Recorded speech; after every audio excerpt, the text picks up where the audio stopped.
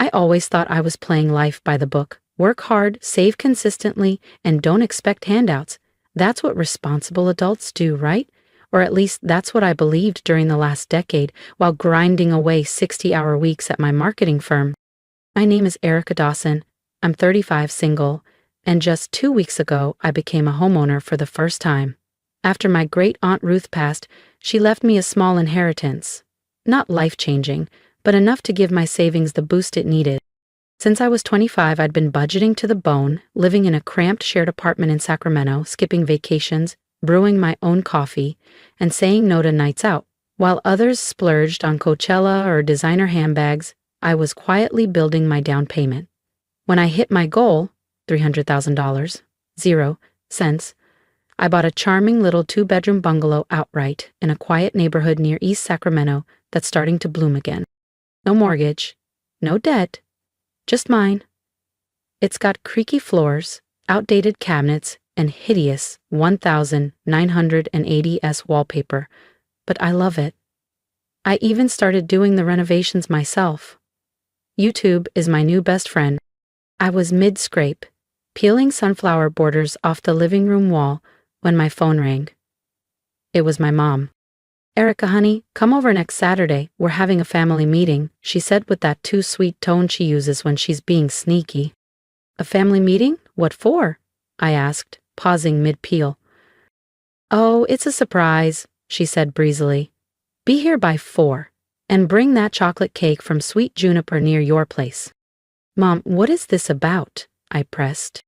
"Just a gathering. Your brother Kyle and his fiancée will be there, plus your aunts and cousins." That set off alarm bells. "It's a surprise, Erica. Just be here," she said, and hung up.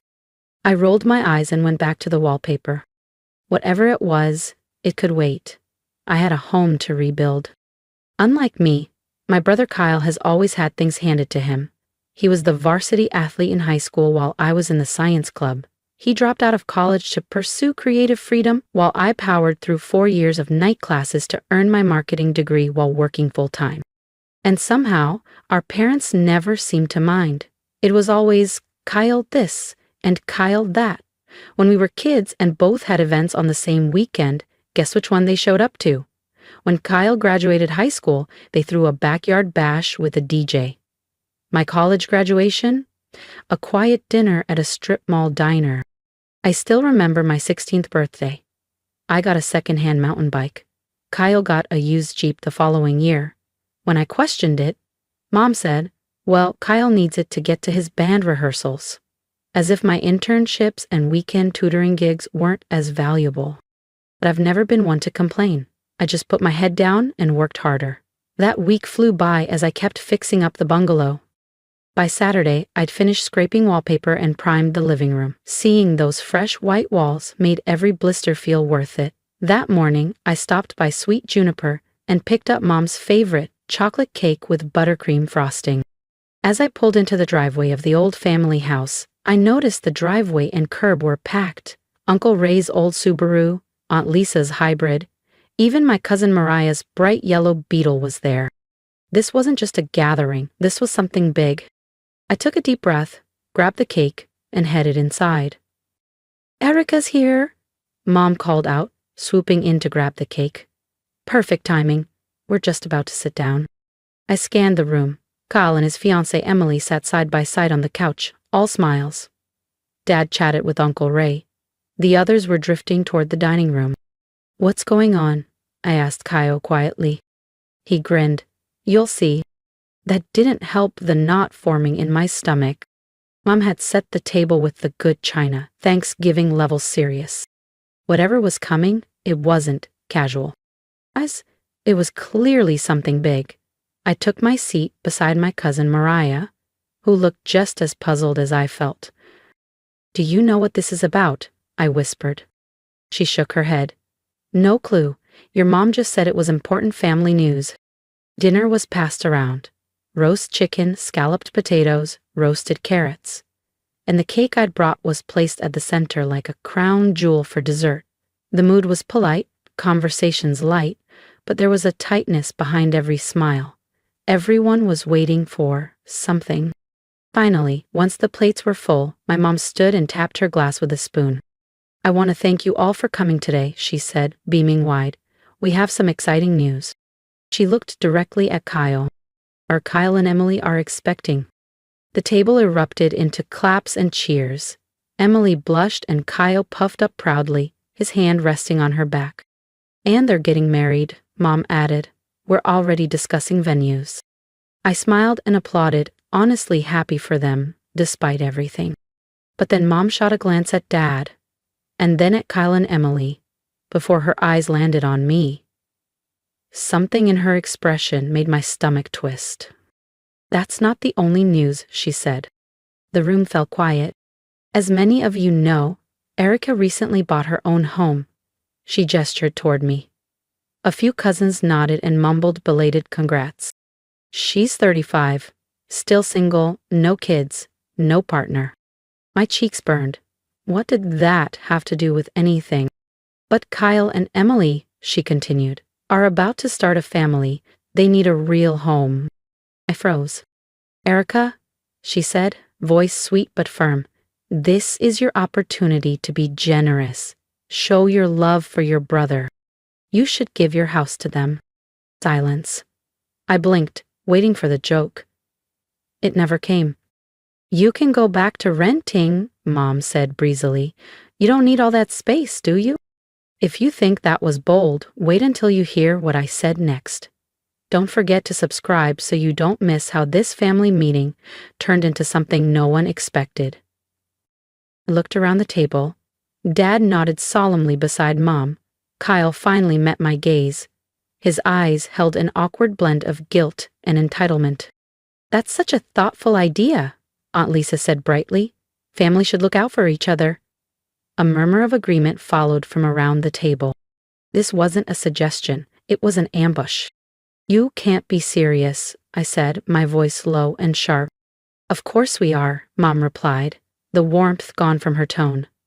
"Kyle and Emily need a home. You have one, and no family of your own." I stood, my chair screeching against the hardwood. "You want me to give them my house? The one I worked a decade to afford? That I paid for with inheritance and sacrifice?" "Don't be selfish," Dad snapped. "Think about your brother for once." "Selfish?" I laughed bitterly. "I've worked my entire adult life for that home. I didn't get help. I didn't get handouts. I earned it." "But Kyle," Mom started. "No," I said, louder now. "Absolutely not." Emily put her hand on her belly dramatically, barely a bump, and started sniffling. Kyle gave me a glare like I'd just stomped on their wedding cake. "How could you be so cold?" Mom demanded. "Your own brother. How can you ask me to throw away everything I built?" I snapped. "Why doesn't Kyle earn like I did?" Whispers rippled around the table. "Ungrateful. So difficult." "You've always been like this," Mom hissed, "thinking only of yourself." "I'm not giving up my house," I said, each word steady. "That's final." And then it happened. Mom lunged for the cake, the one I bought, and threw it at me. It hit dead on. Chocolate and buttercream splattered across my face, down my shirt and onto the floor. The room froze. No one rushed to help. "There's Colby." They looked satisfied. I wiped my eyes, grabbed my bag, and walked out. Behind me, the shouts began to rise. "Ungrateful. Selfish cow. You're no daughter of mine."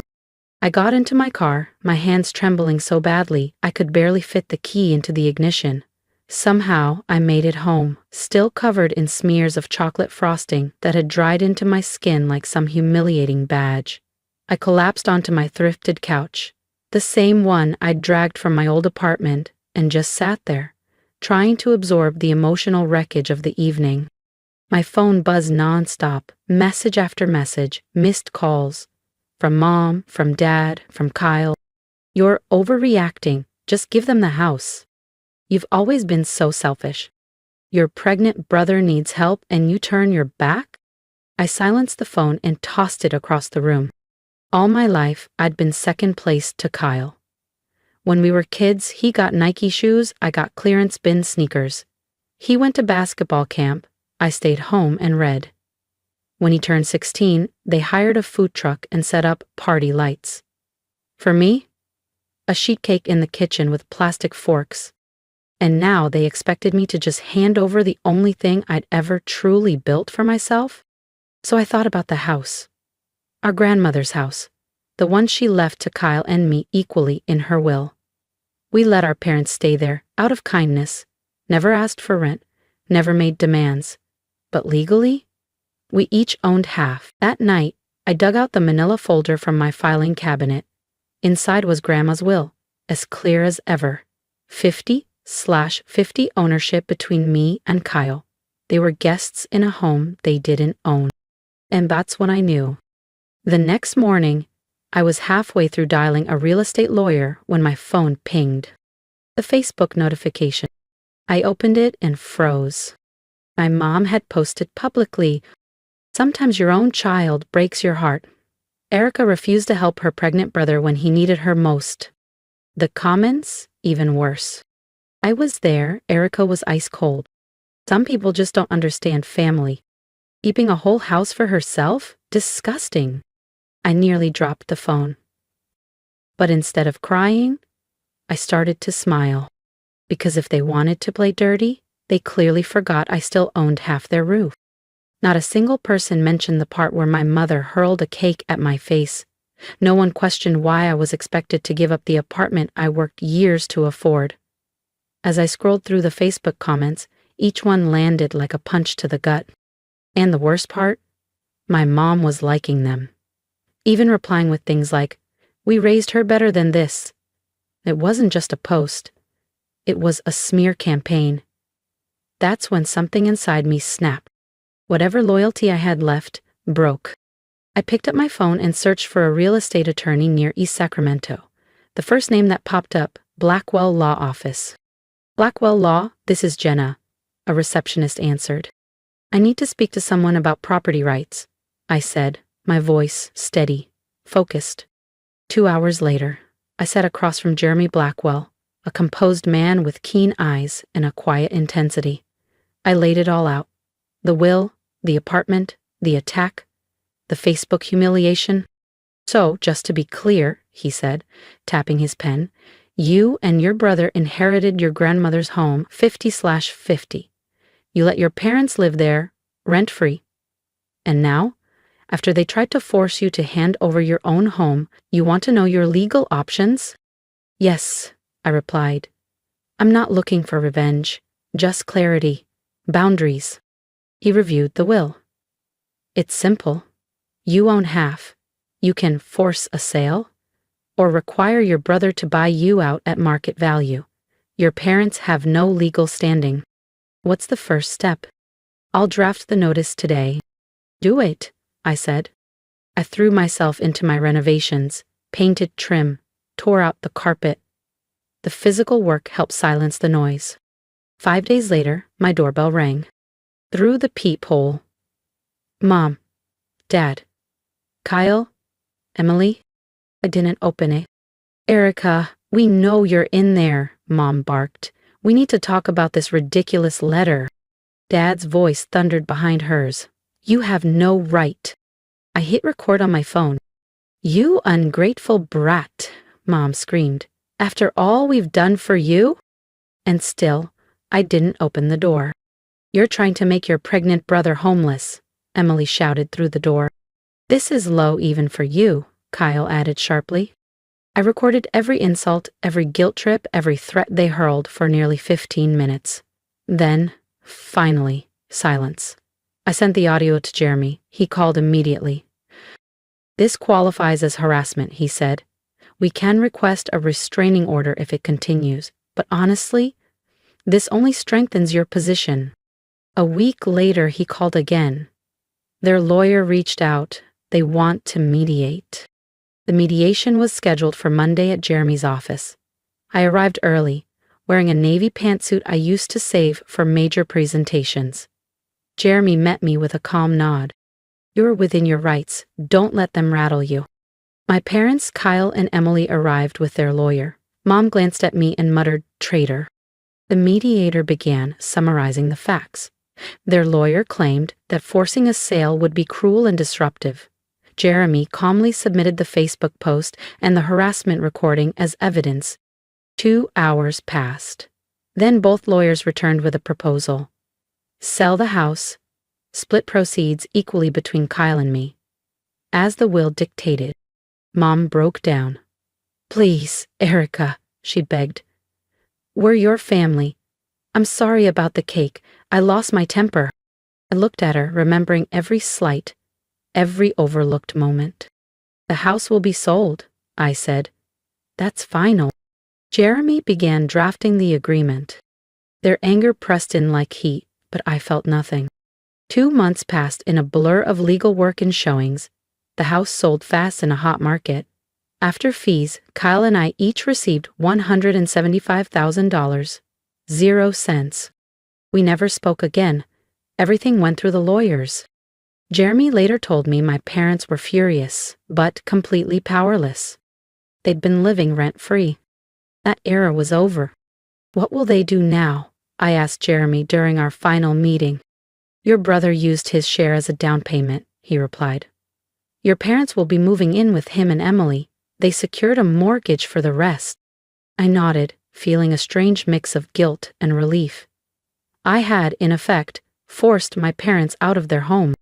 But then I remembered the cake, the door screaming, the Facebook post. "They made their choices," I said. "And you?" Jeremy asked. "Plans for your share?" "Investment portfolio," I said. I'd started working with a financial advisor to build a mix of stocks, bonds, and REITs. "Smart," he said. "Well, unless there's more, our business is wrapped." I shook his hand. "Thanks for helping me stand my ground." Back at my apartment, I looked around. Hardwood floors gleamed, new kitchen, clean paint, light everywhere. My phone rang. It was my coworker, Rachel. "Erica, how are you holding up?" "I am okay, actually. The sale's final. Money's in my account." "And your family?" "A little messy. I wasn't invited to Kyle's wedding. He and Emily are expecting." Rachel hesitated. "Are you okay not meeting your nephew?" "Able to grow up thinking I'm the villain," I said. "And honestly, maybe they never saw me as family, just convenient. I knew it would never happen. My parents had spent their lives putting Kyle first. They weren't about to develop self-awareness in their 60s. After hanging up, I poured a glass of wine and stepped onto my small balcony. The Sacramento sky was streaked in warm orange and fading pink. 6 months ago, the idea of being estranged from my entire family would have crushed me. Now, I felt peace. My phone pinged. Text from a mutual friend. Emily had the baby.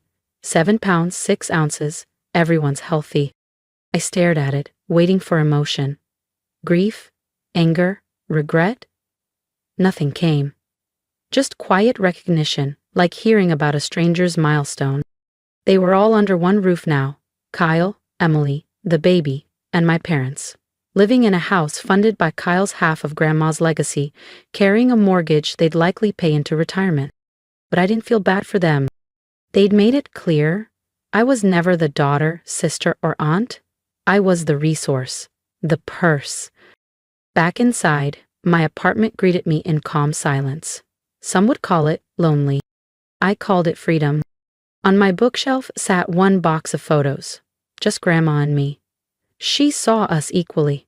She tried to balance the scales, and I was finally done burning for others. If you've ever been expected to give everything and ask for nothing, tell me in the comments. I stood up for myself finally. Subscribe if you believe setting boundaries isn't selfish. Let's support each other, share our stories, and remind the world that quiet strength deserves just as much respect.